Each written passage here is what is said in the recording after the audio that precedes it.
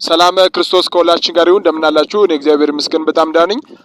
ዛሬ እስኪ በእስልምና ንጽህና መጠበቅ ይቻላል ወይ? ለምሳሌ አሁን ጸጉር ማበጠር በቀን ጸጉር ማበጠር ይቻላል ወይ? ሱናን አናሳይ 54 ላይ ምን ያህል መሰላችሁ? ጸጉራችሁን በቀን እንዳታበጥሩ ብሎ ነብያቸው መሐመድ ከልክሏልና ሙስሊሞች ደግሞ በቀን ጸጉራችንን ጠብቅ ንጽህናችንን ጠብቅ እያሉ ያንን የመሐመድ ያዘዘውን ነገር አይተገብሩትምና ሙስሊሞች ለመጽሐፋቸው አይታመኑም እንደማለት ነው። ምክንያቱም አታበጥሩ ከተባለ አታበጥሩ ነው ማለት ነው።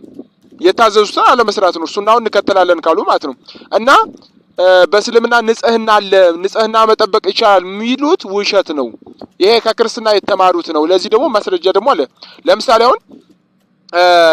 አሁን እዱ ማድረግ በውሃ መታጠብ ያሁን ባፈር በድንጋይ ቂጥ መጥረግ ይሄ ነው የሚያውቁት። ግን ከክርስትና ጋር የተማሩት ምንድነው? በውሃ መታጠብ ይሄ